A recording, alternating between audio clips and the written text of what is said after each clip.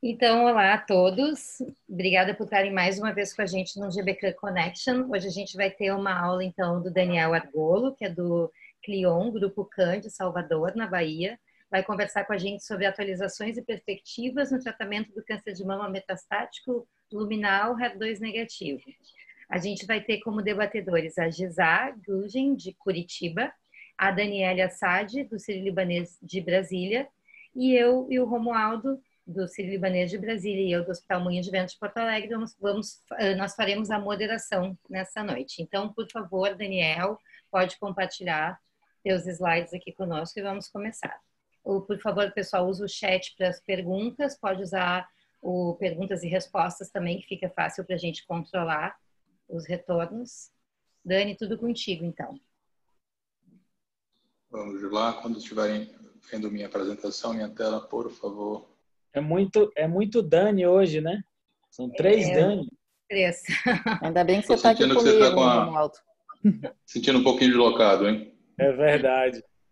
Eu sempre me sinto deslocado, nunca é comum. Gente, vocês estão vendo minha tela? Sim, pode começar.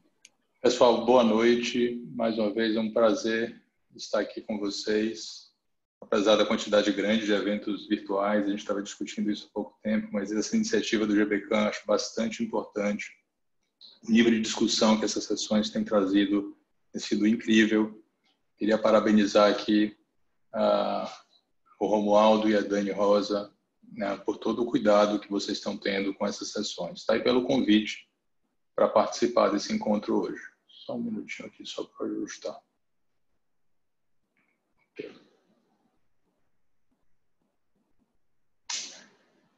Então, a mim coube falar sobre atualizações e perspectivas no tratamento do câncer de mama metastático, receptor de hormônio positivo, HER2 negativo.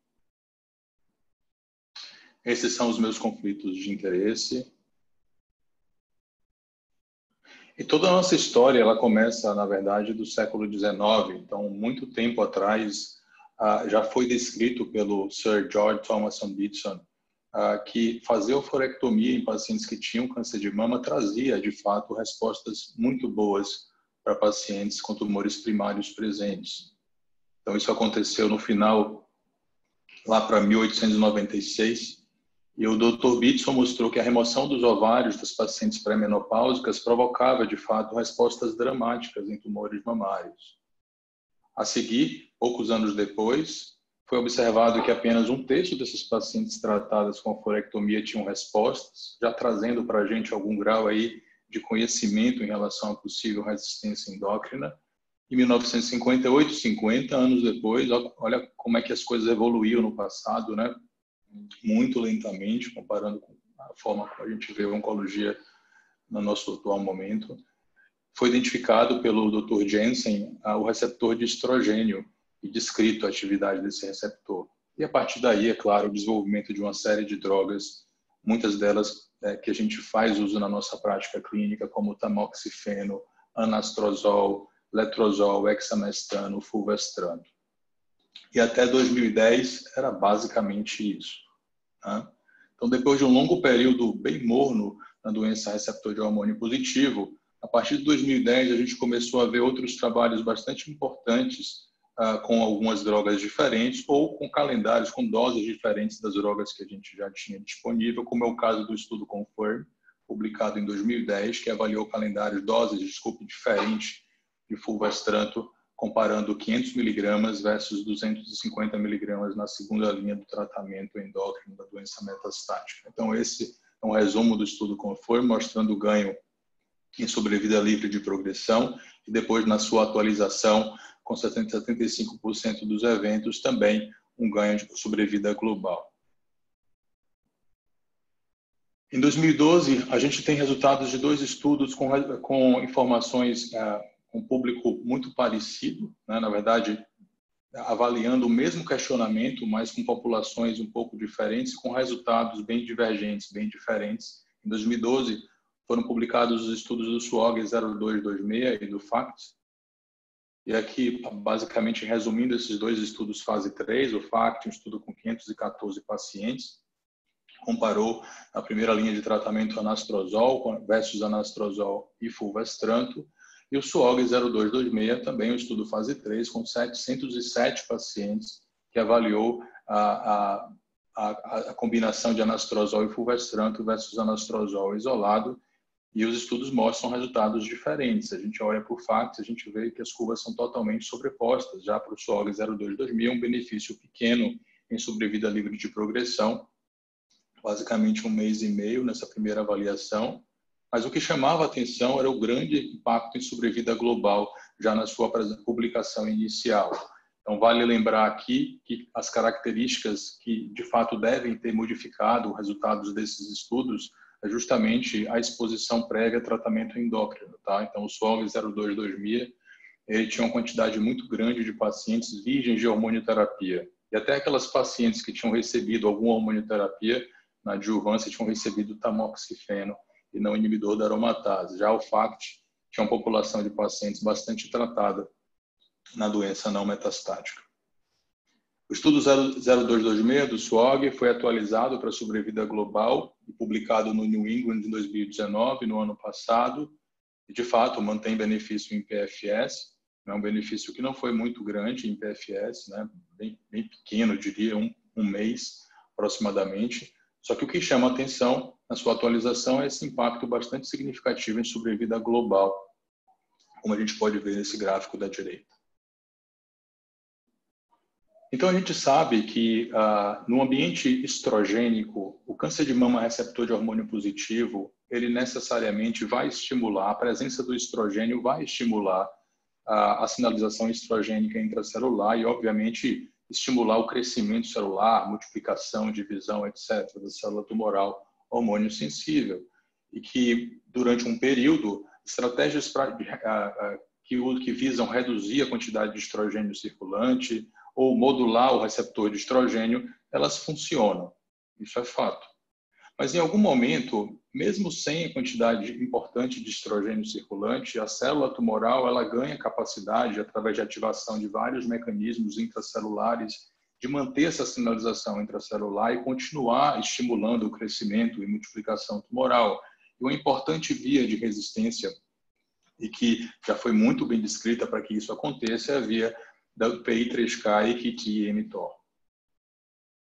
Em 2012, então, foi apresentado e publicado um importante trabalho, o trabalho mais inicial, né, que começou a falar sobre essa história da reversão da resistência endócrina, o estudo Bolero-2, tá? Um estudo que também recebeu sua publicação no New England, e basicamente 724 mulheres com câncer de mama receptor de hormônio positivo, HER2 negativo, doença metastática, com exposição prévia a inibidor da aromatase, as pacientes foram randomizadas a receberem o everolimus, 10 mg dia, um inibidor de mTOR, com o exemestano, inibidor de aromatase esteroidal, ou placebo e exemestano. E aqui a gente vê os resultados do estudo, um ganho em sobrevida livre de progressão, basicamente dobrando a sobrevida livre de progressão comparado com os pacientes que não fizeram everolimus, sem impacto na atualização posterior em sobrevida global. E a gente começa a ver com esse estudo um padrão de toxicidade que inicialmente gerou bastante receio no uso da medicação, porque era um padrão de toxicidade com as quais toxicidade a gente não estava acostumado no tratamento, na endocrinoterapia, na terapia endócrina do câncer de mama. A gente começa a ver uma incidência muito alta de alguns eventos, alguns até se assemelhando a alguns regimes de quimioterapia. Então, por exemplo, estomatite, 56% de estomatite, 8% grau 3, né? Anemia, chamando a atenção aqui para os eventos mais importantes grau 3, hiperglicemia, alterações metabólicas, 13% em qualquer evento, 4% grau 3 e pneumonite. Tá? Então, na ideia de continuar, de seguir o tratamento endócrino de uma paciente metastática, a gente começa a se assustar um pouco com alguns eventos que não existiam no manejo anterior. Tá? Então, pneumonite 12%, 3% pneumonite grau 3. Esse estudo ele foi atualizado algumas vezes com outras avaliações. Nessa daqui, de 2016, a publicação do Dr. Ortobag, basicamente eles avaliaram se esse benefício do everolimus ele mudava de acordo com o status da mutação de PI3K, e o que foi visto que para esses pacientes que tinham mutação de PI3K ou não tinham mutação de PI3K, a evolução, o benefício do everolimus foi mantido, tá? Então, quando a gente compara os hazard ratios, parece que o hazard ratio da população mutada é um pouco pior, né? 0,51 comparado com 0,37 em população não mutada. Comparando o PFS mediano, a gente também tem essa impressão, mas o importante mesmo é que, comparado com o placebo, ainda se mantém a diferença do everolimus a despeito do status do conhecimento da mutação de PI3K. Em 2016, foi publicado um outro importante estudo, que é o estudo Falcon, que avaliou o fulvestranto na primeira linha. Então, esse é um resumo do desenho do estudo. Então, pacientes pós-menopáusicas, mulheres com doença receptor de hormônio positivo, HER2 negativo avançada, sem exposição prévia a tratamento endócrino. Então, isso é muito importante, né? Eu chamei a atenção aqui embaixo, sem nenhuma exposição prévia a qualquer tratamento endócrino. Então, um grupo bem específico de pacientes. Esses pacientes foram randomizados a receberem fulvestranto na dose de 500 mg, já a dose utilizada no estudo Confirm, versus anastrozol. E aqui os resultados do estudo, uma diferença significativa em termos de sobrevida livre de progressão para os pacientes que fizeram fulvestranto comparado ao anastrozol, e em avaliação de subgrupo parece que essa diferença ela foi mais pronunciada ou aconteceu apenas em pacientes que não tinham doença visceral. Percebam uma diferença bem robusta, entre quase 10 meses de diferença em termos de sobrevida livre de progressão para os pacientes que fizeram fulvestranto. A gente começa a ver aqui números que vão se repetir, por exemplo, nos estudos com inibidores da ciclina um pouco mais adiante, né, acima dos 20 meses de sobrevida livre de progressão. Isso é bastante importante.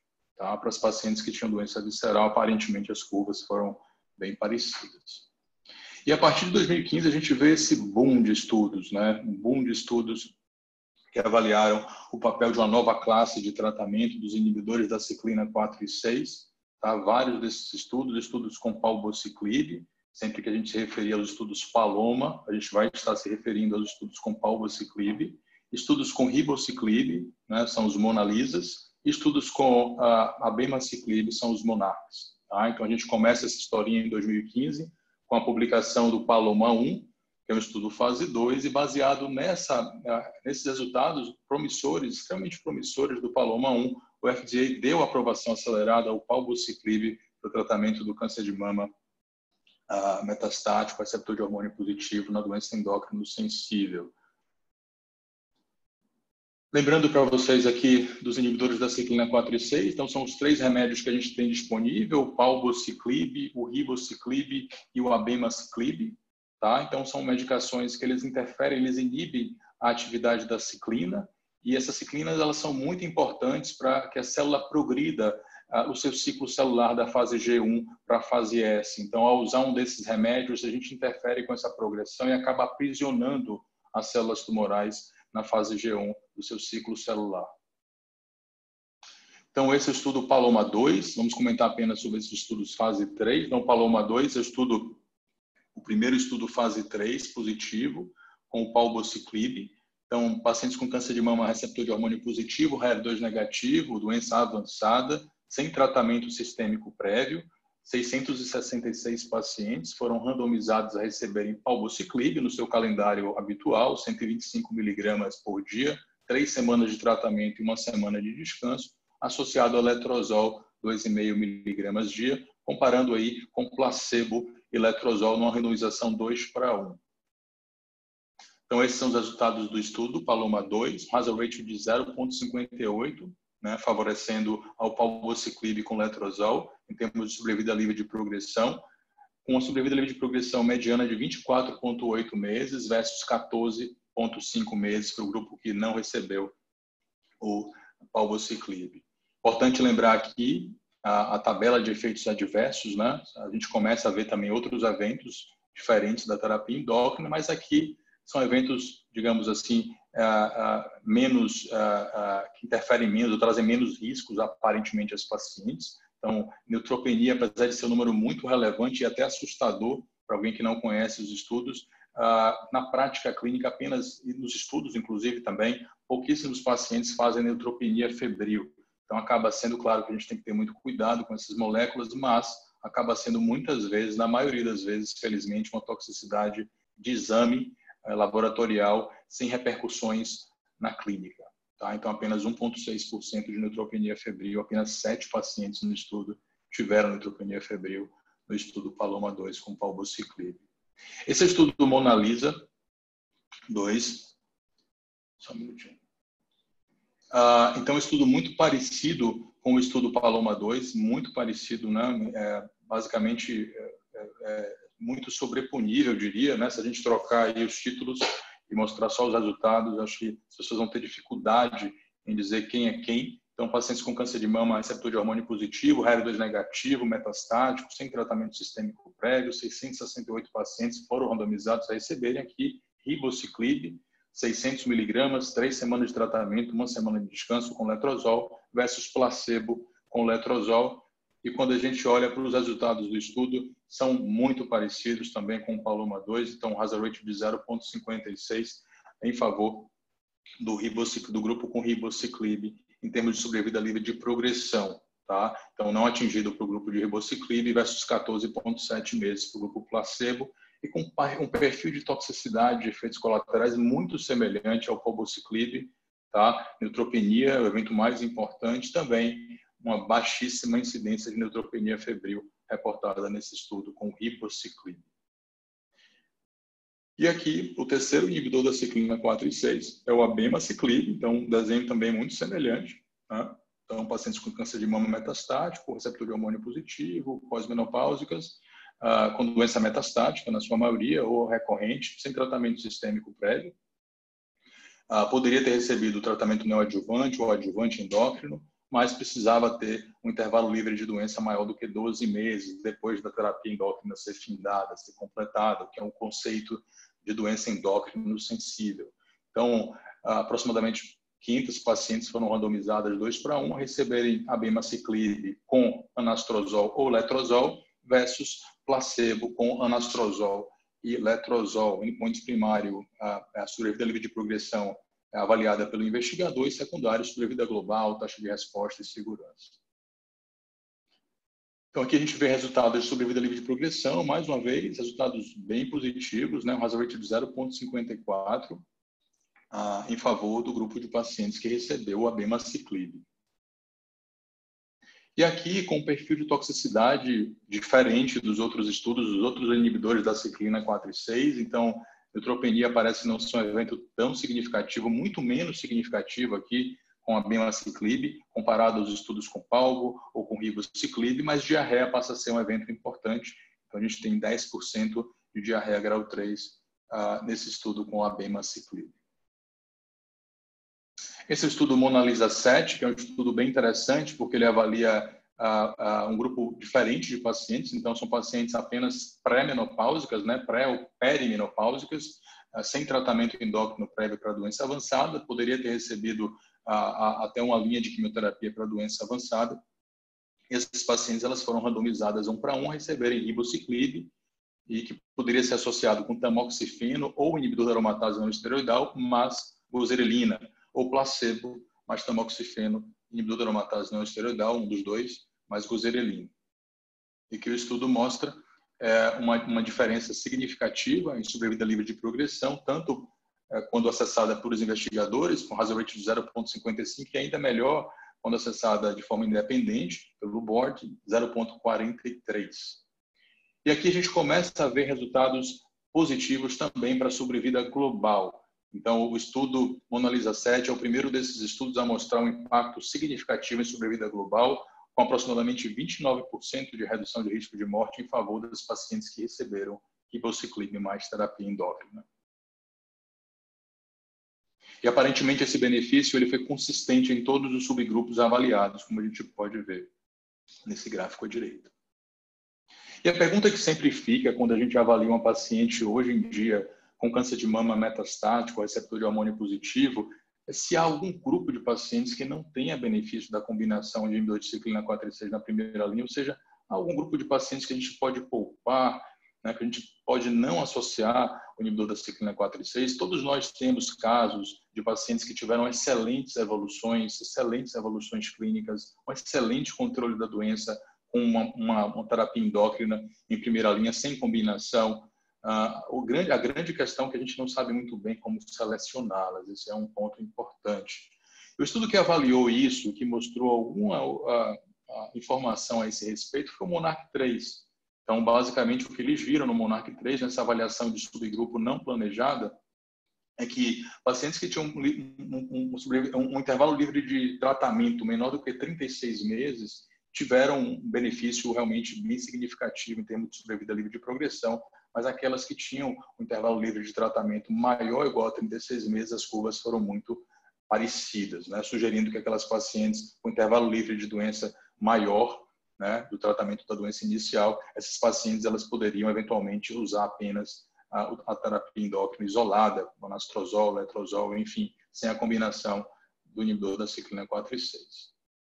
Mas esse é um dado que deve ser considerado, ao meu ver, de muitos apenas exploratório, porque os outros estudos eles não conseguiram, com outros inibidores da ciclina 4 e 6, mostrar que isso realmente acontecia. Então, não há segurança, né? Nenhum desses estudos conseguiu demonstrar, por exemplo, Paloma 2, Monalisa 2, o benefício ele foi consistente em todos os subgrupos, independente da avaliação que foi feita no MONARCH 3.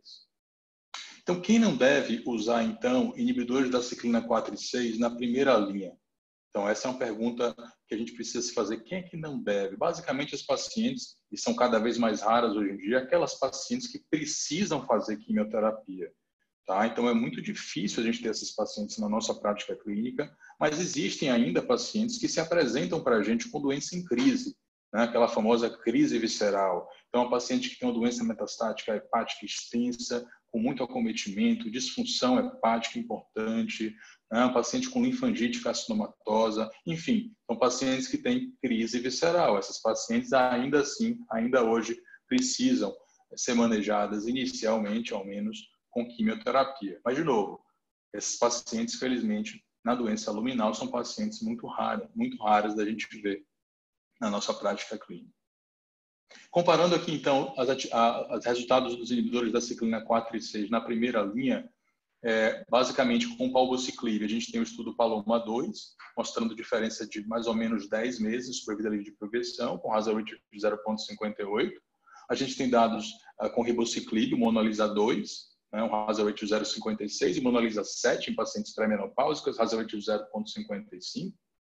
E dados do MONARCH 3, com hazard ratio de 0,54. Então, é um benefício muito consistente, né? Com todos os inibidores da ciclina 4 e 6, palbociclib, ribociclib e abemaciclib. Em sobrevida global, o único desses estudos que conseguiu reportar ganhos de sobrevida global até esse momento, não que os outros não tenham, acho que isso realmente deve ser um efeito de classe. A gente vai ver outros estudos em linha subsequente, Monalisa 7, né, um benefício bem importante, 29% da redução de risco de morte para pacientes que usaram ribociclib. Taxas de respostas parecidas, né, com ganho aí em números absolutos comparado com o placebo em torno de 10% a 15%. E eventos adversos muito parecidos para palbo e ribo e diferentes para o abemaciclib. Palbo e ribo muito mais associados a toxicidades hematológicas, principalmente neutropenia, mas, de novo, com um percentual muito baixo de neutropenia febril, em torno de 1,5%, 1,6%, e abemaciclib muito mais associado aí, a gente começa a se preocupar um pouquinho com diarreia, mas também que pode ser manejado com antidiarreicos, que a gente já usa para alguns regimes de quimioterapia. Em relação à posologia, isso faz diferença também, então a gente precisa avaliar isso também quando for prescrever para o paciente, ver que melhor se adequa, né? Às vezes as pessoas têm alguma dificuldade com calendários diferentes, mas enfim, para o palbociclib, um comprimido de 125 miligramas, apenas um comprimido, isso é ótimo, é fácil, uma vez ao dia, por 21 dias, a cada 28 dias. O ribociclib, são 3 comprimidos, isso é ruim por um lado, que são 3 comprimidos, mas por outro é muito bom, é prático, para quem vai ajustar a dose, por exemplo, se a gente precisar reajustar a dose, é simples, né? A gente não precisa submeter um novo plano de tratamento, enfim, a gente já consegue reajustar a dose apenas tirando um dos comprimidos, por exemplo, uma vez ao dia, por 21 dias a cada 28 dias, e o abemaciclib, um comprimido de 150, 2 vezes ao dia, diariamente, sem pausas. Então, tratamento que ele é contínuo e não tem nenhuma semana de descanso. Tá? Então, algo também que a gente deve levar em consideração na nossa análise. Esses estudos também foram avaliados na segunda linha de tratamento. Então, pacientes com, por exemplo, esse é o estudo Paloma 3. Então, mais uma vez, Paloma, estudo com palbociclib. Então, pacientes com câncer de mama metastático, receptor de hormônio positivo, que haviam progredido com tratamento endócrino prévio, elas foram randomizadas nesse estudo Paloma 3 a receberem palbociclib com fulvestrant ou placebo com fulvestrant. E aqui, resultados no estudo Paloma 3, mostrando um ganho bem significativo em sobrevida livre de progressão para pacientes que fizeram o palbociclib combinado ao fulvestrant. Esse aqui é o estudo Monarch 3, então é o estudo de segunda linha com abemaciclib, também associado ao fulvestrant. Os pacientes foram randomizadas em proporção 2:1, receberem abemaciclib com fulvestrant versus placebo com fulvestrant, e aqui os dados bem positivos em termos de sobrevida livre de progressão em favor das pacientes que receberam a combinação com abemaciclib. Nesse ano, foi publicado no JAMA Oncology, agora em 2020, resultados atualizados de sobrevida global para esse estudo, Monarch 2, e com follow-up mediano de 47,7 meses, houve uma diferença bastante significativa em sobrevida global, 46,6 meses para o abemaciclib mais fulvestrant versus 37,3 meses, o que dá um delta de 9,4 meses. Está bastante robusto, né? Bastante robusto. E aparentemente não houve diferença em termos de benefício na avaliação de subgrupos. Então, aparentemente, o benefício ele foi independente de qualquer outra característica das pacientes. Esse é um estudo muito interessante, é o estudo Monalisa 3, porque ele avalia o papel do ribociclib associado ao fulvestrant, tanto na primeira como na segunda linha de tratamento. Então, pacientes com câncer de mama metastático, na pós-menopausa, receptor de hormônio positivo, HER2 negativo, elas poderiam ter recebido até uma linha de tratamento endócrino para doença avançada. Então, mais ou menos 700 pacientes foram randomizadas, na proporção 2:1, receberem ribo com fulvestrant ou placebo com fulvestrant. E que o estudo mostrou um benefício consistente em sobrevida livre de progressão, independente da linha de tratamento que essa droga foi oferecida, para ribociclib e fulvestrant versus placebo com fulvestrant, um hazard ratio de 0,59. Quando os investigadores focaram apenas na primeira linha, a gente enxerga um número nunca antes visto em sobrevida livre de progressão para tratamento do câncer de mama metastático RE positivo. 33,6 meses em favor do ribociclib e fulvestrant. Então, isso é incrível. 33,6 meses versus 19,2 meses. O placebo também está performando muito bem, né? Então, 33,6 meses versus 19,2 meses. Então, realmente números bastante expressivos. E na segunda linha também, o estudo foi positivo, com hazard ratio de 0,57. Importante que esse estudo também reporta dados de sobrevida global, mostrando que nessa população de pacientes tratadas com fulvestrant e ribociclib, na primeira e segunda linha de tratamento, houve benefício de sobrevida global para aquelas pacientes que receberam a combinação com ribociclib, 57,8% versus 45,9% no follow-up do estudo. E aí, quando a gente começa a ver esses dados tão robustos do Monalisa 3, né, 33,6 meses em PFS na primeira linha, muito, muito interessante, né? Claro que não é adequado cientificamente a gente comparar estudos diferentes, a gente sabe disso, né? Mas quando a gente compara, é inevitável comparar resultados de PFS com os outros estudos na primeira linha, com as outras moléculas.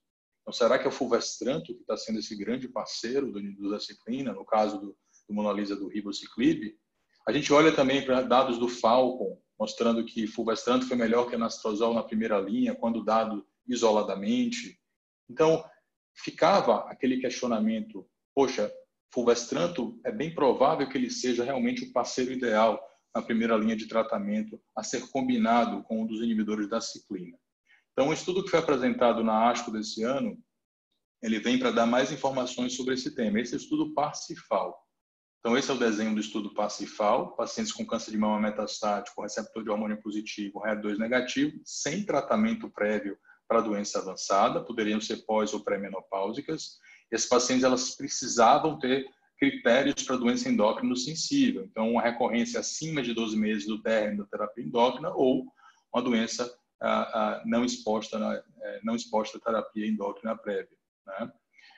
Os fatores de estratificação eram envolvimento visceral, doença de novo / recorrente. Então, essas pacientes elas foram randomizadas, 486 pacientes, a receberem fulvestranto com palbociclib versus letrozol com palbociclib na primeira linha de tratamento. Então, o endpoint primário era a sobrevida livre de progressão, acessada pelos investigadores, e endpoints secundários, PFS por subgrupos pré-especificados, sobrevida global, taxa de resposta, taxa de benefício clínico e toxicidades.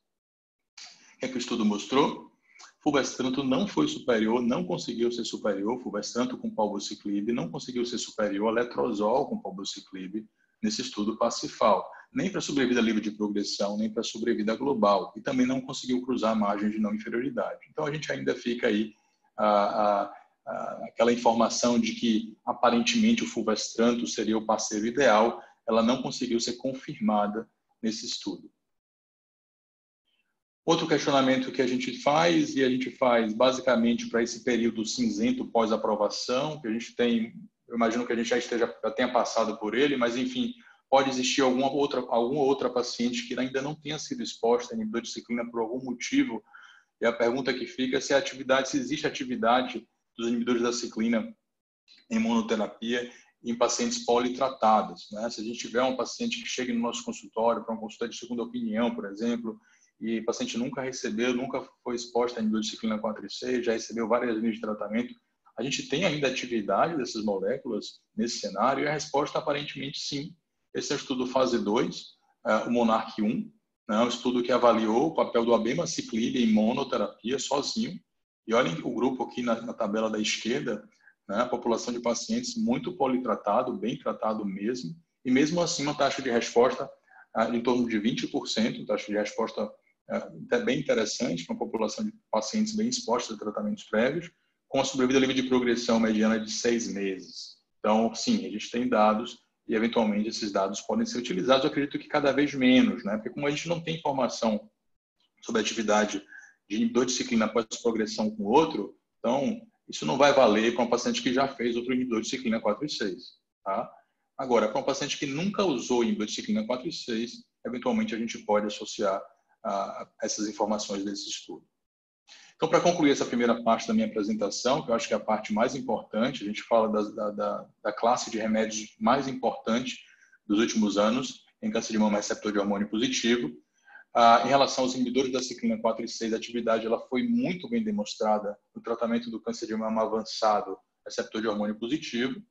A combinação, então, de um dos inibidores da ciclina 4 e 6 deve, sim, ser considerada padrão na primeira linha, ou eventualmente na segunda linha, caso não tenha sido utilizado anteriormente, né, mas preferencialmente utilizar essas drogas precocemente. A gente tem ainda alguns questionamentos que não estão bem esclarecidos na literatura, por exemplo, como a gente já conversou alguns minutos atrás, omissão para alguns subgrupos, será que é possível? A gente não sabe separar ainda mas claramente existem pacientes que podem ser tratadas apenas com hormonioterapia, sem a combinação de inibidor da ciclina 4 e 6. O que eu não aconselho é porque a gente não sabe selecionar quem são essas pacientes e, diante do benefício já visto em sobrevida global, fica difícil, né, omitir essas drogas para a maioria das pacientes. Outro questionamento, melhor sequenciamento. Então, é um questionamento bastante importante, principalmente no cenário aí de novas moléculas entrando. Atividade pós-progressão, também é algo que está sendo questionado em alguns outros estudos. E o benefício na doença inicial. Então, será que essas moléculas, aí, como é a tendência natural dos estudos em câncer, de uma forma geral, é avaliar benefício na doença metastática, em fases mais tardias, depois em linhas mais precoces, depois na doença inicial? Existem alguns estudos avaliando o benefício dessas drogas na doença inicial. E, certamente, se a gente verificar benefício na doença inicial, obviamente, isso pode mudar a forma como a gente trata também a metastática, né? Porque as pacientes já vão vir expostas a essas moléculas, alguma dessas drogas. Então, talvez o nosso algoritmo, a forma como a gente avalia esses pacientes na doença metastática mude um pouco. Falando um pouquinho só, né, dando um gostinho da doença inicial, já que eu toquei nesse assunto, mas não é o motivo, o objetivo dessa aula, recentemente, né, foram publicados 2 press releases de 2 importantes estudos de adjuvância de 2 inibidores da ciclina 4 e 6. Né? O primeiro superior é o estudo PALAS, estudo fase 3, que avalia o papel do palbociclib como estratégia adjuvante do câncer de mama receptor de hormônio positivo, HER2 negativo. E o segundo, abaixo, é o estudo Monarchy, que é o estudo que avalia o papel do abemaciclib nesse cenário adjuvante. Os estudos eles tiveram press releases com resultados diferentes. O PALAS, no seu press release, mostrou que o estudo é negativo, né, que deve ser negativo e será apresentado provavelmente no próximo congresso, imagino que na ESMO ou até em San Antonio, que também será virtual esse ano. Mas acredito, eu chamaria a atenção aqui que muito provavelmente o que a gente está vendo de resultados diferentes é justamente a população de cada um desses trabalhos, né? O PALAS, por exemplo, ele incluiu muitas pacientes estágio 2, inclusive muitas pacientes estágio 2A, né, de 2A, pacientes sem axila comprometida, limitaram 2A até no máximo 1.000 pacientes, mas isso pode ser muito significativo. Né? Então, a participação dessas pacientes com axila negativa pode ter sido muito significativo para o resultado desse estudo. Já o estudo Monarchy, ele só incluiu pacientes axila positiva. Todas as pacientes tinham axila positiva, além da axila positiva, precisavam ter mais um dos seguintes critérios. Então, a axila ou precisava ser muito positiva, né, 4 ou mais linfonodos, ou além da axila positiva, precisava ter um tumor grande, acima de 5 centímetros, ou um grau histológico 3, ou um Ki-67 acima de 20%, maior ou igual a 20%. Então, certamente, as características das pacientes estudadas, certamente é muito provável, né? A gente não sabe resultados, números, diferenças dos estudos, mas muito provavelmente esses fatores aí que eu comentei devem ser responsáveis por essas diferenças em relação a seus resultados, né? A gente não acredita muito que seja a droga em si, mas muito provavelmente a seleção de pacientes de cada um desses estudos. Vamos observar, aguardar esses resultados e olhar com atenção para ver isso nos próximos congressos. E, por fim, na nossa evolução terapêutica do câncer de mama metastático receptor de hormônio positivo, em 2019, dados de um inibidor de PI3K, o alpelisib associado ao fulvestrant, resultados do SOLAR-1.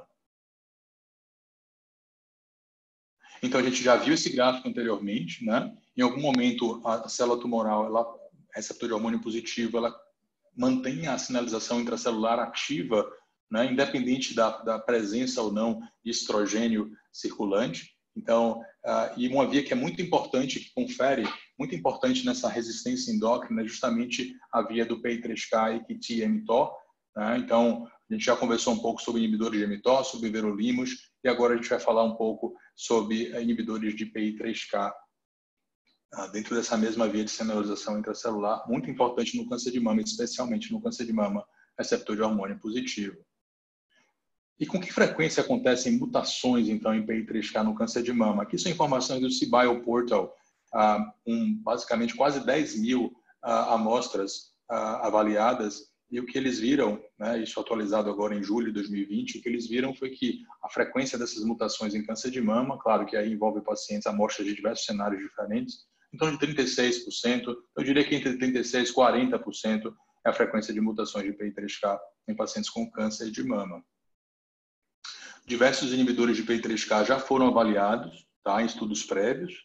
Então, por exemplo, o burpalizib, que é um pan-inibidor de PI3K, né, 2 estudos fase 3, o BELI-2 e o BELI-3, tem um modesto em sobrevida livre de progressão, com um aumento muito significativo em toxicidade.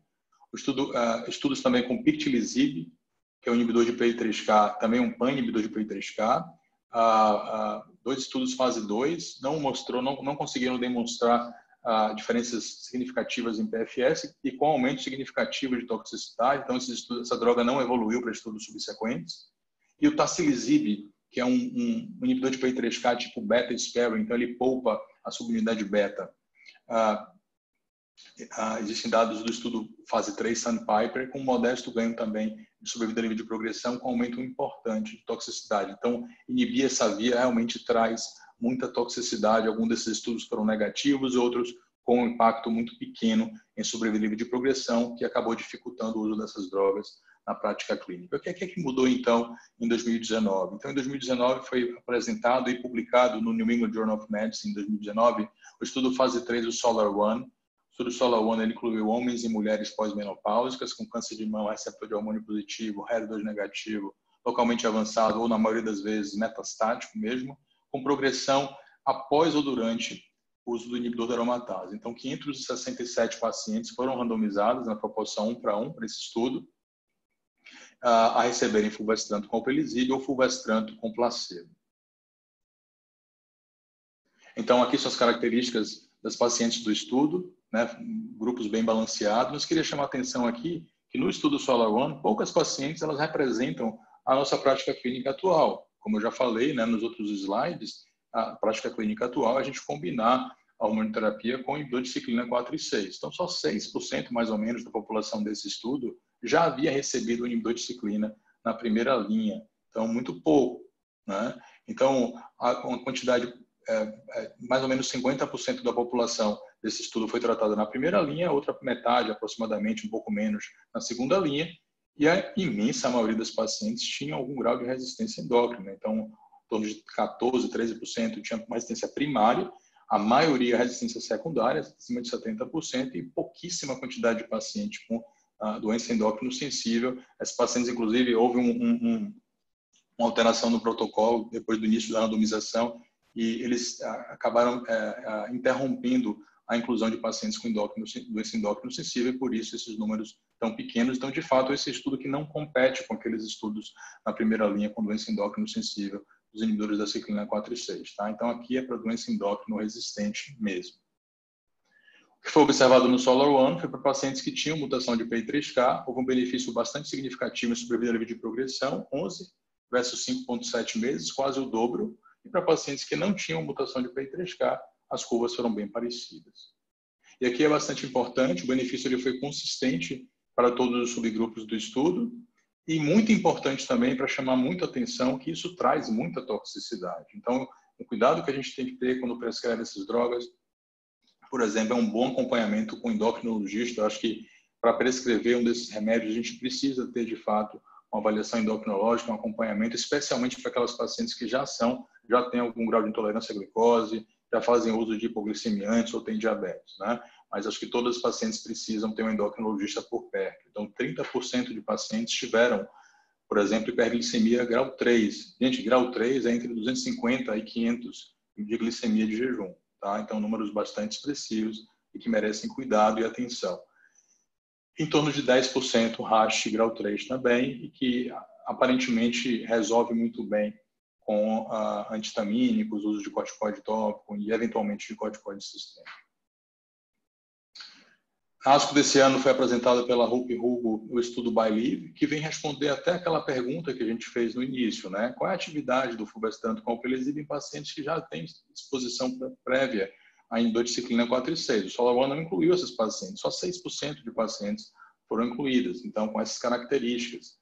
Então, é isso que o BYLieve vem tentar responder, é um estudo fase 2, e basicamente as pacientes, mulheres ou homens com câncer de mama metastático, receptor de hormônio positivo e mutação de PI3K, essas pacientes foram divididas em 3 coortes de acordo com informações dos seus tratamentos prévios. Tá? Então, essas 3 coortes não são comparativas. Então, pacientes que haviam recebido inibidor de ciclina 4 e 6 e inibidor de aromatase como tratamento prévio foram rotuladas como coorte A e receberam dentro do estudo alpelisib com fulvestrant. Aquelas pacientes que haviam recebido inibidor de ciclina 4 e 6 com fulvestrant como tratamento prévio, rotuladas como coorte B e receberam alpelisib e letrozol dentro do estudo. E ainda um outro grupo de pacientes que progrediram durante ou após a inibidor da aromatase e que haviam recebido quimioterapia ou terapia endócrina prévia como tratamento imediato, foram rotulados como coorte C e receberam alpelisib e fulvestrant dentro do estudo. Na ASCO desse ano foram apresentados apenas dados da coorte A, tá? Ou seja, pacientes que haviam recebido inibidor de ciclina e inibidor da aromatase como tratamento prévio, né? E receberam fulvestrant com alpelisib dentro do estudo. E o que eles viram foi que no seu endpoint primário, em torno de 50% das pacientes, 50,4% das pacientes estavam sem progressão de doença em 6 meses, o que foi um número considerado como muito positivo, com a sobrevida livre de progressão de 7,3 meses, que comparado a controles históricos, comparado a dados de vida real, melhor dizendo, foi um número bem interessante, basicamente dobrou o tempo esperado para a progressão quando comparado com dados de vida real. Outra coisa importante, gente, que a gente não pode esquecer, que eu quis colocar aqui também para a gente discutir, é que, e certamente é um assunto que todos já dominam bem, mas inibidor de PARP, os estudos com inibidores da PARP, tá? A gente falou bastante de inibidor de ciclina, a gente falou bastante de inibidor de mTOR, a gente falou bastante de inibidor agora de PI3K, mas a gente tem resultados também de 2 grandes estudos que avaliaram o papel dos inibidores da PARP, do olaparib, do talazoparib, em pacientes que têm mutação de BRCA. Tá? Então, a gente pode se deparar com pacientes assim na nossa prática clínica, né? E a gente tem 2 estudos positivos para sobrevida livre de progressão para pacientes que são mutadas. Tá? Então, só lembrando que 50% da população desses 2 estudos, aproximadamente, como bem sublinhado aqui nesse primeiro retângulo, tinham doença receptor de hormônio positivo, tá certo? Os 2 estudos foram positivos, acrescentando mais ou menos 3 meses em sobrevida livre de progressão nos 2 trabalhos. Se a gente for olhar, por exemplo, para dados do Embraca, que é o estudo com talazoparib, nessa avaliação de subgrupo, a gente percebe até uma tendência, claro, não dá para dizer que tem modificação nenhuma, mas perceba que o hazard ratio até para a população receptor de hormônio positivo até parece ser um pouco melhor do que para o triplo negativo. Eu não quero dizer que mas pelo menos que é bem provável que o benefício desses remédios seja independente do status hormonal mesmo, né? Então, vale para o triplo negativo e vale também para o receptor de hormônio positivo, e a gente deve lembrar desses remédios também. Então, para terminar, como sugestão de sequenciamento, em 2020, nesse momento que a gente está hoje, então, na população em geral, um paciente que se apresenta para a gente com doença endócrino sensível, como é que a gente deve tratar essa paciente? Na minha opinião, baseado em tudo que a gente conversou, com uma combinação de um inibidor da aromatase não esteroidal, anastrozol, letrozol, e um dos inibidores da ciclina 4 e 6. A gente deve discutir, imagino, posteriormente, as preferências, enfim, imagino que tem discussão de caso, vai ter um caso para discutir, a gente pode conversar um pouco sobre isso depois. A segunda linha, fulvestrant, me parece ser uma opção adequada. E na terceira linha, combinar everolimus, que ainda está vivo, pode estar vivo para algumas pacientes, associando com hexamestan. Então, isso na doença endócrino sensível. Na doença endócrino resistente, então lembrando o conceito, né? Doença endócrino sensível, aquela paciente que ou ela nunca usou tratamento endócrino, ou ela usou na fase inicial, da doença inicial, mas ela progrediu doença, ela recorreu doença com intervalo de tempo superior a 12 meses após o término do tratamento adjuvante. Então, isso a gente rotula como doença endócrino sensível. A doença endócrino resistente, uma paciente, ou ela está tratando já, né, está recebendo alguma coisa na primeira linha, e progride, a gente vai tratar essa paciente com doença endócrino resistente, ou a um paciente que foi tratada no cenário precoce e recorreu doença com intervalo de tempo menor do que 1 ano do término do tratamento adjuvante. Então, melhor opção, baseado também em todas as informações que a gente já falou, inibidor de ciclina 4 e 6 com fulvestrant, e na segunda linha, o hexamestano com everolimus também pode ser uma opção. É claro que a gente pode utilizar também nesse cenário dados do estudo SOLAR-1 com alpelisib para aquelas pacientes que forem mutadas.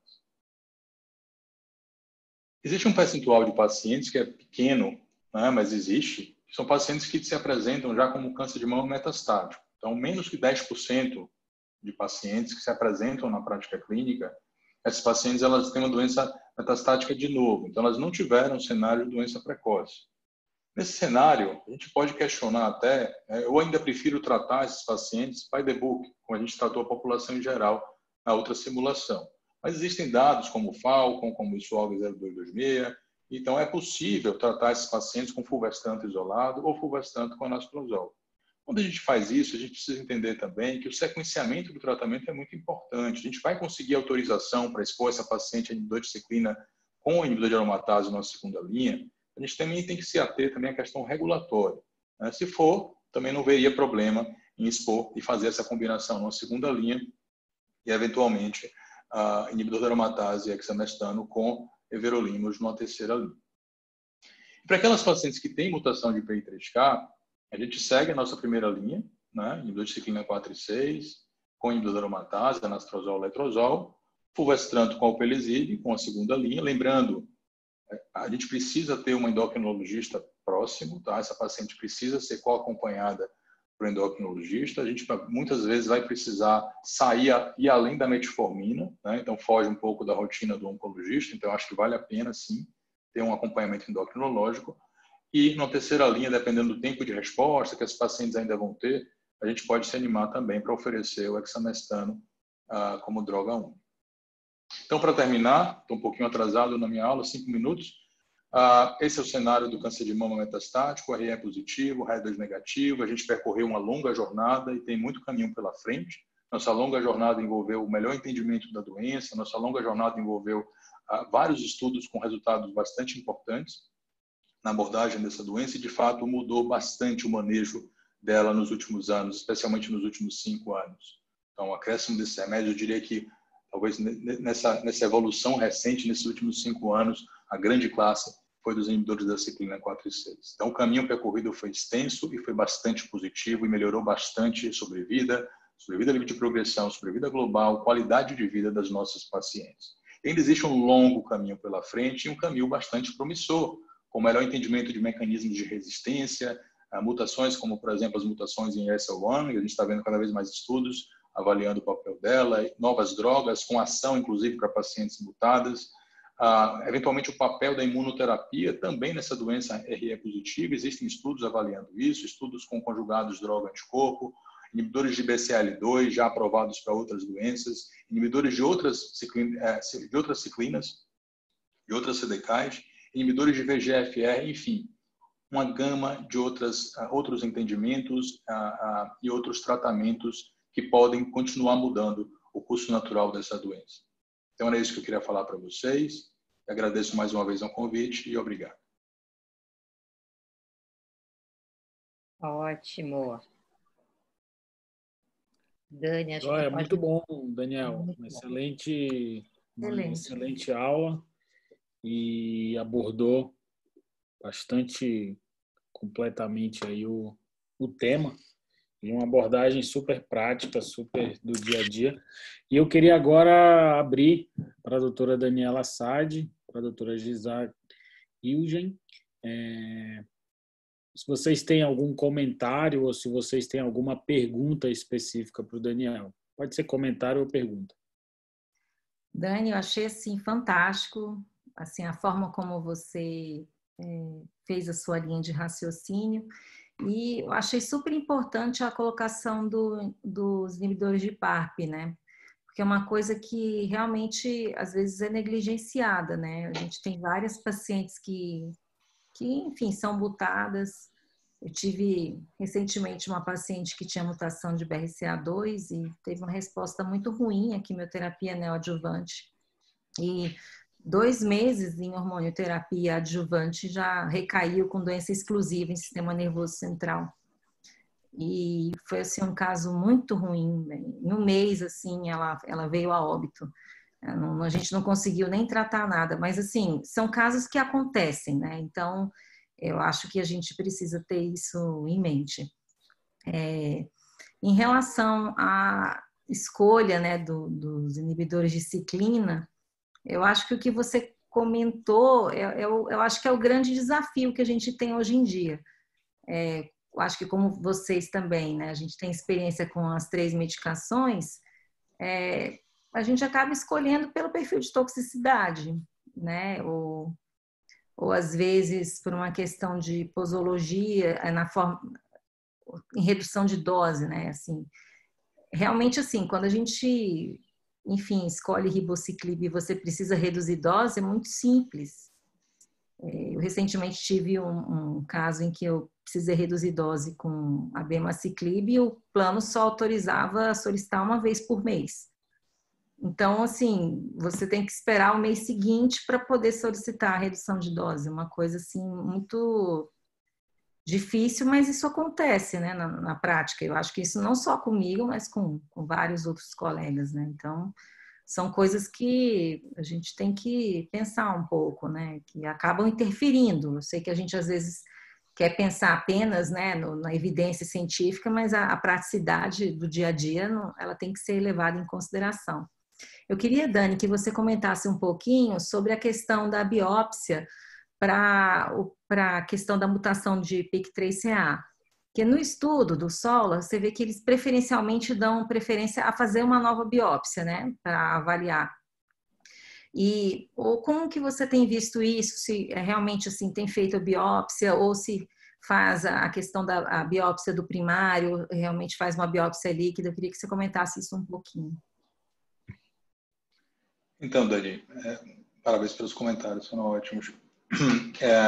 O SolarOne, ele dá preferência à nova biópsia, mas ele permite no estudo que você utilize material de arquivo, né? Então, a preferência é que a gente faça, de fato, a avaliação em tecido, tá?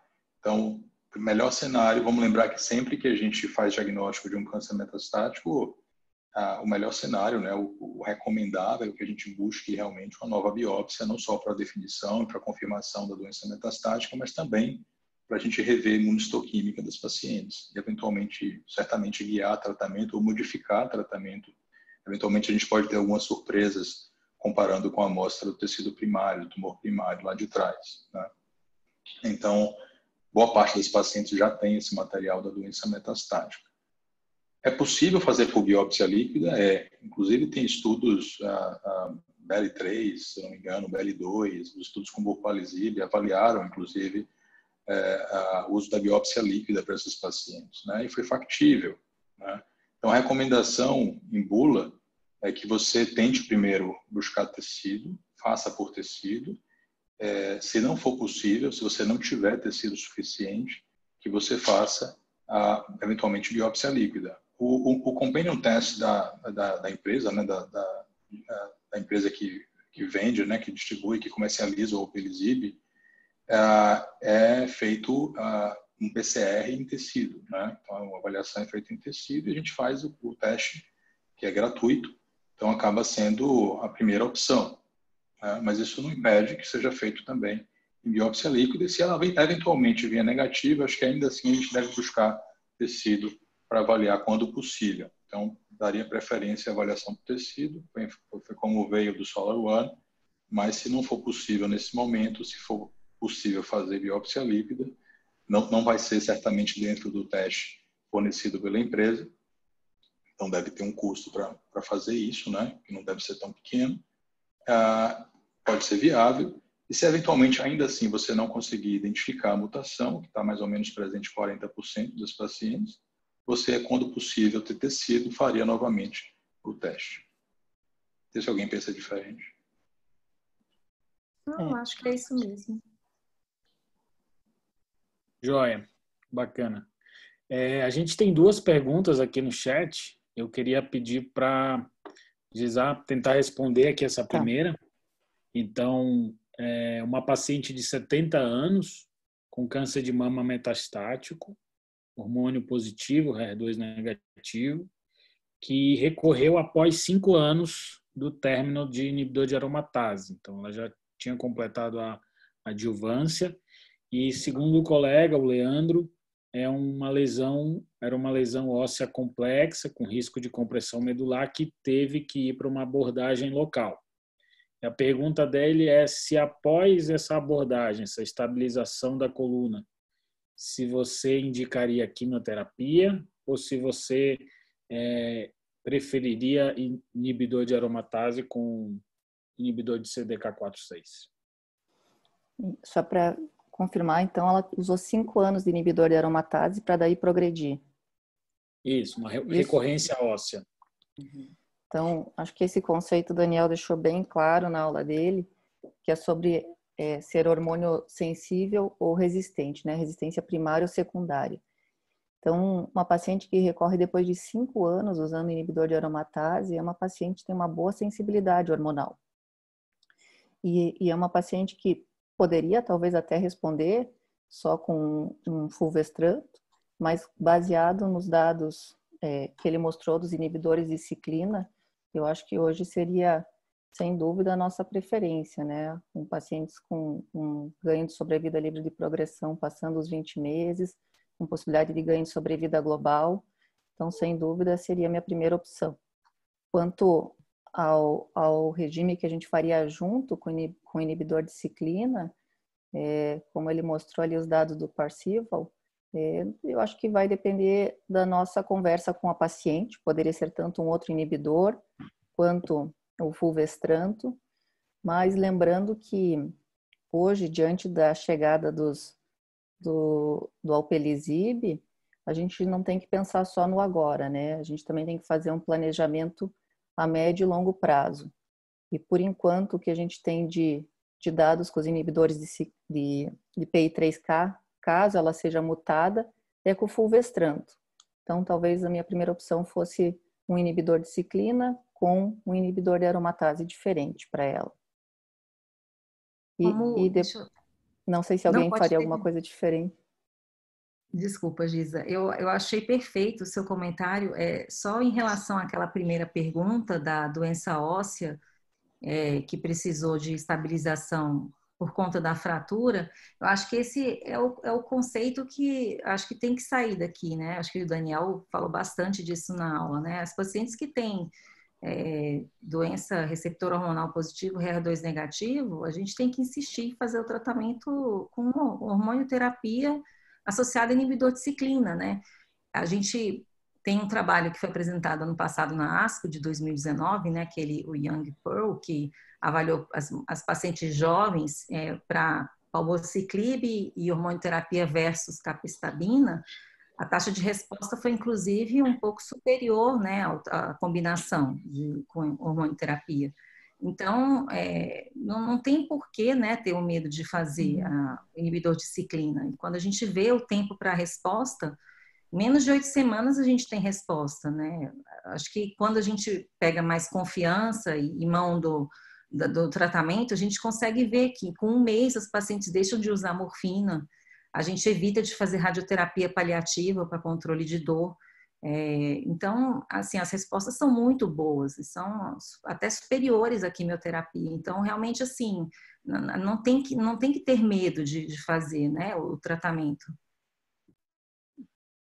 Ótimo, eu acho super bom Dani falar dessa forma, né? Não tem que ter medo de fazer o tratamento. Eu acho que isso é uma das grandes questões do paciente luminal com câncer de mama luminal e doença metastática, né? É reservar quimioterapia lá para as linhas mais longínquas, né? Postergar o máximo que a gente puder. Excelente. Eu acho que isso o Daniel deixou muito claro. Pode falar, Gisá. Posso fazer uma intervenção só aproveitando o que a Daniele falou no início, para não esquecer dos inibidores de PARP, contou essa história da paciente dela. Recentemente a gente teve os dados de atualização do Olimpiade e mostrou que, se feito no início, se tem a oportunidade de usar o Olaparib no início, tem ganho de sobrevida global nessas pacientes, quando fizeram até segunda linha. E maior ainda quando feito na primeira linha. Como é que vocês imaginam, então, a construção do nosso cenário de sequenciamento? Eu sei que essa é uma pergunta, a gente não tem uma resposta exata, dentre as possibilidades, considerando uma paciente que tem mutação de BRCA, que tem mutação de PI3K e que tem resistência endócrina, por exemplo. Ou seja, tem tudo, né? A gente tem que essa para o Daniel responder, né? Vamos lá. Olha só, eu acho que, sem dúvida, na paciente mutada, a gente deve ter no nosso arsenal terapêutico um inibidor de PARP. Mas não dá para comparar os resultados que a gente tem dos inibidores da ciclina 4 e 6 com nenhum dos 2 estudos, com inibidores da PARP, com o Olimpiade, o Olaparib ou o Embraca com o Talazoparib. Então, primeira linha, no chance para eles, né? Então, primeira linha, realmente, a gente precisa usar um inibidor de ciclina 4 e 6 associado a um inibidor de aromatase ou, eventualmente, numa doença endócrino resistente com fulvestrant. Então, esse seria o cenário, digamos, by the book. Eu acho que não tem muito espaço para a gente pensar diferente numa paciente assim, né? Agora, eu fiz essa pergunta, curiosamente, há 1 ano atrás ou 2, para o Mark Robson, que é o principal investigador do Olimpiade, né? O Mark veio para um evento nosso aqui em Salvador e fez exatamente essa pergunta: em que momento você vai encaixar no cenário terapêutico do câncer de mama metastático HIV positivo? A gente tem uma série de linhas de tratamento, né? Tratamento felizmente, super ativo. A primeira linha geralmente é bastante longa, a segunda linha pode ser também um pouco mais longa. Como é que a gente vai encaixar inibidor de PARP num cenário assim? E o que ele me respondeu é que ele tenta encaixar na segunda linha. Então, depois da progressão com inibidor da ciclina 4 e 6, ele tenta encaixar para aquelas pacientes, obviamente, que são mutadas, para BRCA1 e 2, ou 2, a paciente ela pode receber o inibidor de PARP na segunda linha, né? Logo após a primeira linha com o inibidor de ciclina 4 e 6. Então, isso é discutível. Eu acho que pode até dar espaço para divergências. Eventualmente, uma paciente que tem mutação de PI3K, você pode considerar o Alpelisib. Se a gente for comparar estudo a estudo, o SOLAR-1 dobrou o PFS, né? O Embraca e o estudo Olympiad, eles aumentaram em 3 meses o PFS. Então, assim, não dá para comparar estudos diferentes, a gente sabe disso, né? Mas a gente deve levar isso em consideração, o perfil de toxicidade para cada paciente. Mas, assim, uma coisa que eu acho que é fato e tem que ficar é que é após a primeira linha. Né? Após a primeira linha, talvez na segunda ou terceira, mas após a primeira, certamente. Eu não faria a olaparib ou, se disponível, talazoparib para nenhuma paciente que nunca tenha sido, na doença RE positiva, que nunca tenha sido exposta a um inibidor de ciclina 4 e 6. Inclusive, Dani, o inibidor, o talazoparib, se não me engano, o Embraca, ele contemplava, inclusive, pacientes em terceira linha. Poderiam ter feito 2 esquemas, então a gente também tem mais uma margem, né, para usar num outro momento do tratamento. Muito bacana isso, acho que é uma discussão muito relevante essa questão do sequenciamento. Eu até estava conversando aqui com vocês no chat que eu não preciso nem apresentar o caso clínico, que todas as perguntas que eu ia contemplar no caso vocês já estão fazendo aqui, e a audiência também. Eu vou pegar mais uma pergunta aqui que eu achei super boa, que é se vocês, é para o Daniel, mas claro, a Gisá e a Daniele podem responder, Romualdo também. Você acredita que há papel de expor o paciente com mutação de PIK3-quinase ao alpelisib, sendo que já havia sido exposto previamente ao Bolero 2, everolimus e exemestano? Esse aqui se habilita. Sou eu? Olha, essa era uma das minhas perguntas também para você, então, Daniel. Tem assim, uma diferença entre crença e entre o que a gente acaba fazendo no consultório e entre evidência, né? Assim, a rigor, a gente não tem dado científico nenhum para isso, né? Isso é muito frágil, né? Expor um paciente que já recebeu, tudo bem que foi uma medicação que age downstream, né? Que age abaixo da via, mas que já recebeu alguma droga, um inibidor de mTOR na mesma via, e que progrediu com o inibidor de mTOR e expôs essa paciente ao alpelisib, se ela for mutada em P3K, dá vontade, mas a gente não tem dado científico para isso de relevância. Agora, fechando os microfones, né, e Dani interrompendo a gravação, a gente pode essa mesma pergunta eu fiz, e curiosamente nas perguntas se repetem, até as perguntas que a gente faz, as perguntas que a gente está ouvindo aqui hoje. Então, conversando com a Hope Hugo ano passado, no congresso da SBOC, eu fiz exatamente a mesma pergunta para ela, curiosamente, né? E ela, super animada, me reportou alguns pacientes com resposta, né? E a partir daí ela ficou super entusiasmada e ainda assim ela prescreve. É delicado, a gente tem questão regulatória, a gente tem custo, a gente tem uma falta completa de evidência. Então, assim, num cenário de alta disponibilidade, num cenário que money is not a problem, num cenário que você prescreva o que você acredita e baseado em pouca informação científica, eu acho que faz sentido discutir, né? Mas é muito difícil a gente trazer isso para a prática clínica rotineira, né? Então, na maioria dos pacientes, não, mas num cenário onde não há, ou melhor dizendo, onde há uma super disponibilidade de recurso, discutível, né? Discutível, poderia me animar dependendo da performance da paciente, dependendo do tempo de progressão de linhas prévias, dependendo do volume de doença atual e da ausência de sintoma, enfim, né? Eu acho que outras características podem deixar a gente mais confortável a seguir tratamento endócrino e também com a combinação de outro inibidor dessa via. Eu acho, Dani, só para complementar, só o porquê que faz sentido. A questão da via, as vias, elas não têm apenas um efetor, né? A via de PI3K-KT-mTOR, ela não termina apenas no mTOR. Estou falando isso porque eu fiz no meu mestrado, eu trabalhei com a via de mTOR. Então, elas são várias, então o PI3K ele conversa com vários outros pontos da via. Então, o racional não dá para afirmar que não poderia ter uma resposta. Então, provavelmente as respostas foram porque ela acabou agindo em outro ponto da via. Então, eu acho que realmente há um racional, sim, de se tentar, né? A questão é conseguir convencer as fontes pagadoras, né? Eu acho que o grande desafio nosso agora é tentar encontrar o parceiro do Alpelizib para quem já usou o fulvestranto, né? Eu acho que esse é o grande cenário. Assim, agora que a gente tem o estudo do Parsifal, né, que você pode tanto usar o fulvestranto quanto o inibidor de aromatase, nenhum dos dois foi superior, eu acho que isso traz mais conforto, né? A gente trazer o inibidor de aromatase para a primeira linha e deixar o fulvestranto para o seu parceiro do Alpelizib. Porque as pacientes que a gente eventualmente já usou fulvestranto, a gente vai ter um certo problema, né? Não sei como que vocês estão se posicionando. E só para o próprio estudo desculpa. Não, só para complementar quanto a essa pergunta da plateia, tem um clinical trial agora aberto justamente estudando a combinação de Alpelizib com everolimus com exemestano.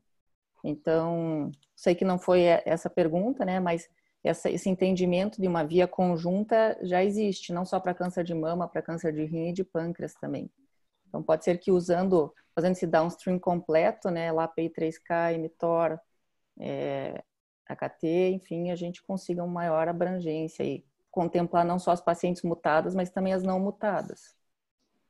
Perfeito. Perfeito. Eu fico mais entusiasmado em fazer dessa forma, em usar o Alpelizib em quem já progrediu eventualmente com everolimus do que o contrário, né? Se a gente for avaliar a via, parece fazer mais sentido, mas enfim, entre a plausibilidade biológica e a informação científica, a gente tem o cenário do Covid que eu diga, né? A gente tem uma distância muito grande, né? Então, assim, dá ânimo, sim, de fazer, até pelo que Dani falou, mas a questão regulatória e a limitação financeira aí é difícil, né? Fica bastante difícil. A gente pode individualizar um caso ou outro, mas na prática clínica é bem difícil. E uma questão importante que a Dani fez de comentário em relação a como associar, como tratar com o Alpelizib pacientes que já usaram fulvestranto, porque tiveram uma doença endócrina resistente, acabaram usando fulvestranto com inibidor de ciclina numa primeira linha. Assim, o próprio estudo BYLieve, ele tem uma das suas cortes de pacientes que fizeram essa estratégia, né? Pacientes que foram expostos a fulvestranto, corte B, se não me engano, e que fizeram fulvestranto previamente, já tinham sido expostas, e aí usaram inibidor de aromatase com o Alpelizib na segunda linha. Então, a gente deve ter resultados dessa segunda corte em um período bem próximo. É claro que é um estudo fase 2, mas acho que assim como ele acrescentou informações em relação à primeira corte, a corte A, acho que vai ser bem interessante a gente ter algum dado da combinação de inibidor de aromatase com o Alpelizib na segunda linha. Mas, na prática, se for disponível numa paciente mutada e que fez uso de fulvestranto na primeira linha, se eu puder fazer associação, a gente tenta. Assim, eu não vejo motivo para a gente não tentar usar a Alpelizib na segunda linha combinado ao inibidor da aromatase, né? Se for possível, é claro que o convênio, a operadora pode criar restrições, mas racionalmente falando, eu não veria problemas não em prescrever. Excelente. E falando até em pandemia e Covid, teve uma pergunta bem do dia a dia, que eu acho que é um dos nossos objetivos também, ajudar o pessoal no manejo desses medicamentos. A neutropenia geralmente não é grave, né? A Fernanda César comenta. Como vocês costumam manejar o hemograma? Vocês fazem como recomendado no estudo ou fazem com intervalo maior? Como é que vocês fazem na prática, no dia a dia, a recomendação de hemograma para uso de inibidor de CDK4/6? Vamos começar pelo Daniel. Então, Dani, eu tento fazer, pelo menos inicialmente, eu tento seguir o estudo, pelo menos fazer uma avaliação mensal, né? Claro que a gente não tem um rigor de estudo clínico, mas uma avaliação mensal é bem-vinda, acho que deve ser bem-vinda, a gente deve monitorar esses pacientes, ao menos no início, com avaliação mensal. Então, eu confesso a vocês que eu tenho muito medo de neutropenia, muito pouco medo, desculpa, de neutropenia em pacientes que usam esses remédios.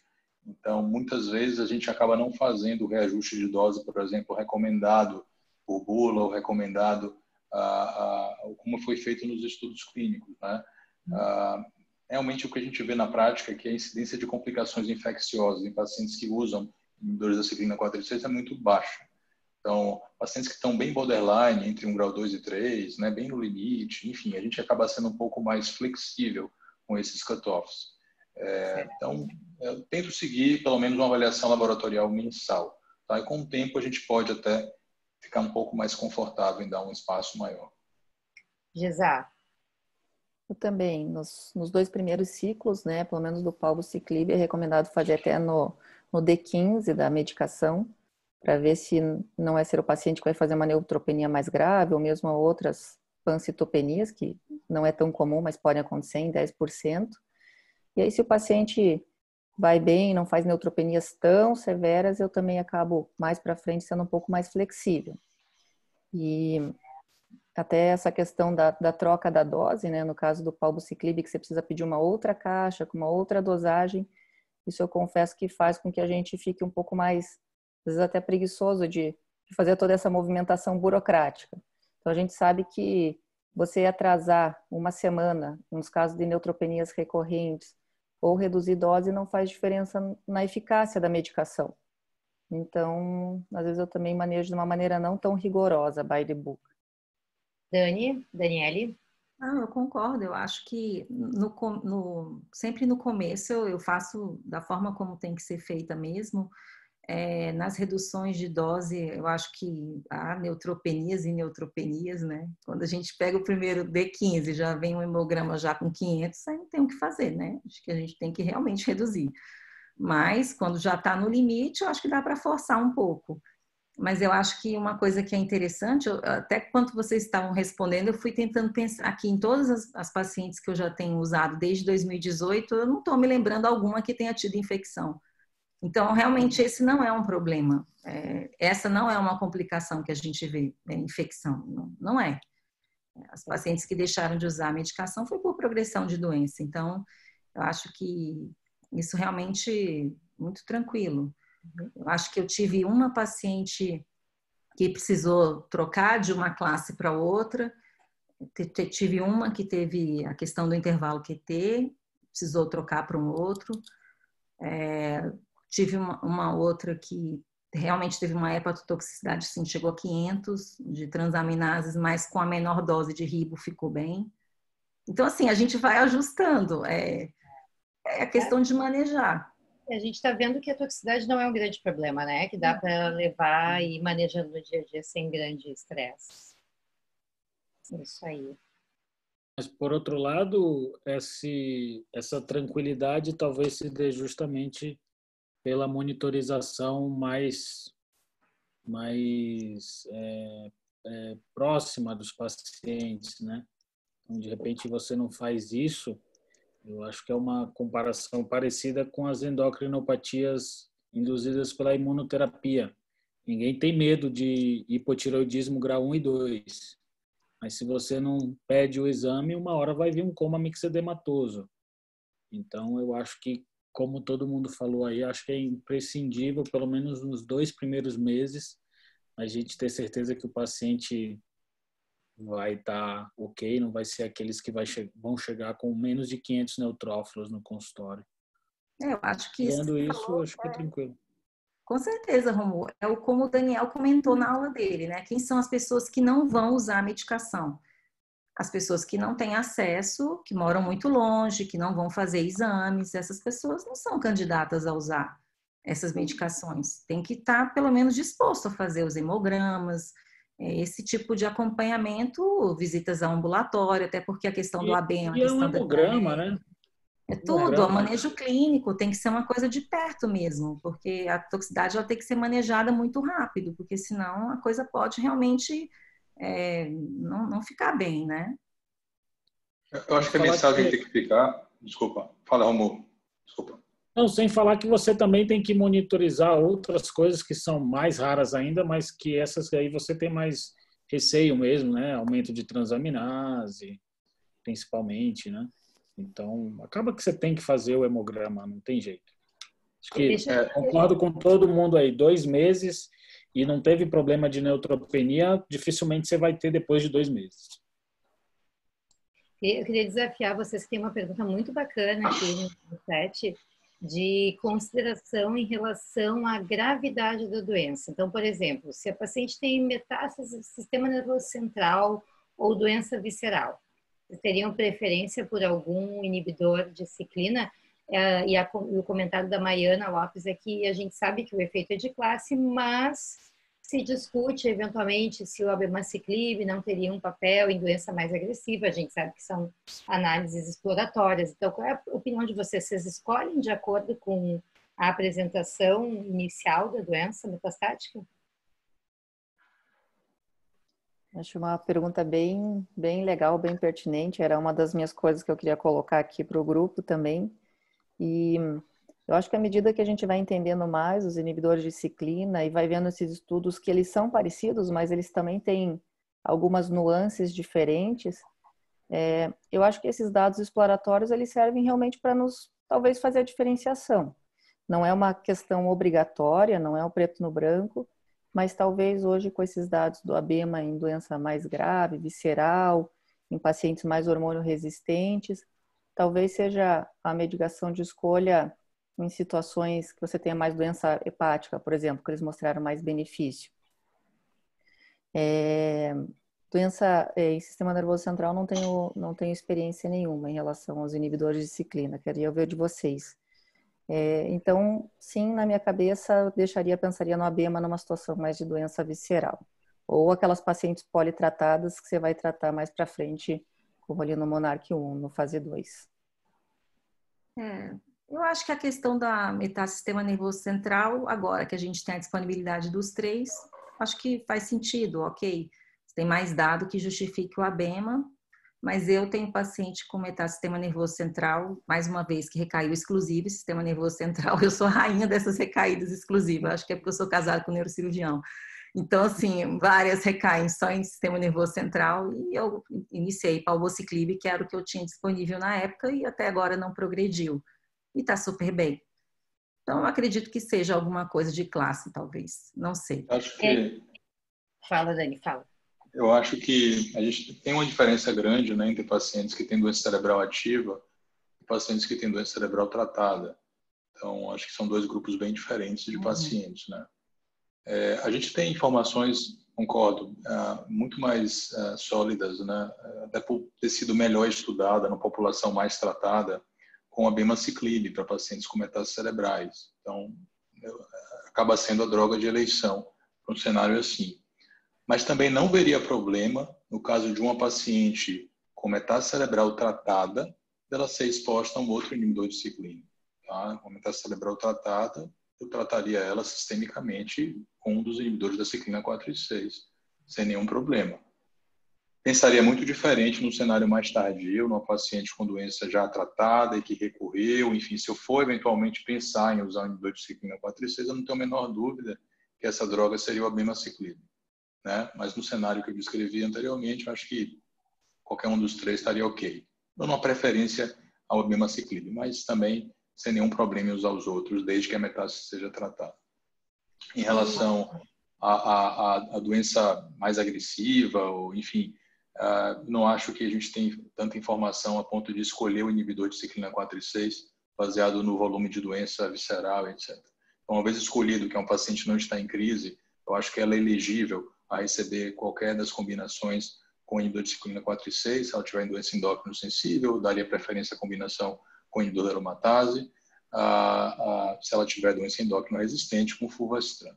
Então, mas não daria preferência ao abemaciclib em detrimento dos outros por conta do volume de doença hepática, por exemplo. Né? Se a gente definiu, rotulou que essa paciente não está em crise, ficaria confortável em tratar com qualquer um dos 3 inibidores.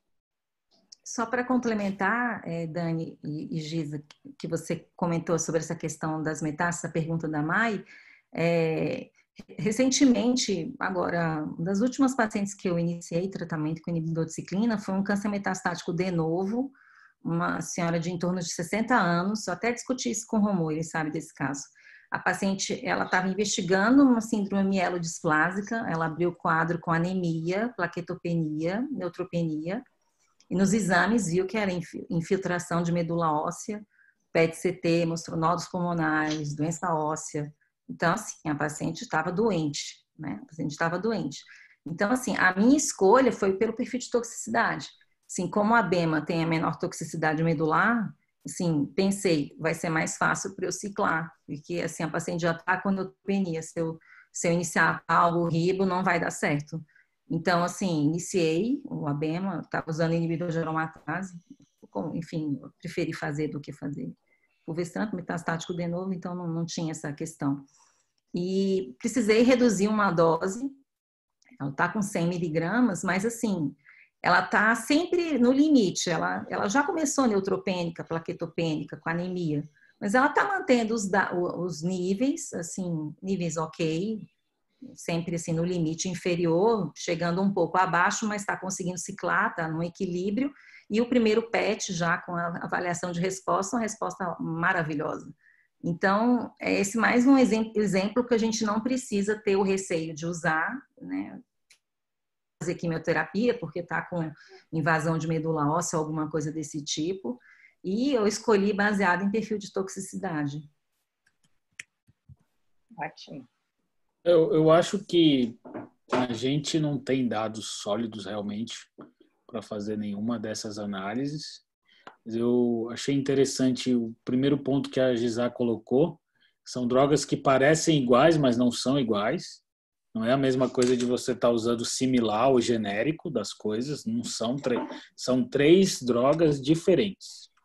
Que acho que aos poucos a gente vai, principalmente agora, quando saírem os dados da adjuvância, vão colocar mais pulga atrás da orelha da gente sobre questões relacionadas à similaridade ou não das drogas. Você vai ficar com essa pulga atrás da orelha. E a gente está num momento de aprender. Outra coisa é que eu imagino que até possam ter diferenças, mas que elas são diferenças que iriam precisar de milhares de pacientes para a gente ter poder para ver alguma diferença estatisticamente significativa, eventualmente, num grupo A, B ou C. Eu concordo com todos os feelings de todo mundo aí. Acho que esses feelings, eles existem a questão das toxicidades, e vai ser muito interessante, como o Daniel colocou, quando os dados da adjuvância saírem, e a gente está esperando também agora, não sei, ainda não teve o press release, mas uma hora vai sair os dados do RIBO também, né? Para a gente ter aí as 3 drogas na adjuvância. O Nathalie ainda está recrutando, então acho que vai demorar um pouco. Está recrutando aí na tua instituição também, né? Faz aí pode fazer até uma propaganda se estiver recrutando. Sim. Agora a gente está recrutando só estágio 3. Encerrou o grupo de estágio 2, tem umas 2 semanas. E só estágio 3 aberto. Joia. Certo, gente, eu vou ter que fazer aquele papel da pessoa que interrompe a discussão. A gente ainda tem perguntas, mas eu já coloquei ele no chat que, por favor, daquelas pessoas que não tiveram suas perguntas respondidas, nos manda aqui para o e-mail do gbkbrasil@gmail.com, que a gente encaminha para o Daniel, para o Gisai, para a Daniela responderem para vocês, tá? A gente não quer que fiquem perguntas para trás. Mas pelo adiantado da hora e por uma discussão tão rica, eu vou ter que encerrar aqui o nosso webinar de hoje. Romualdo, não sei se tu tem a propaganda, quer que eu coloque do próximo aqui?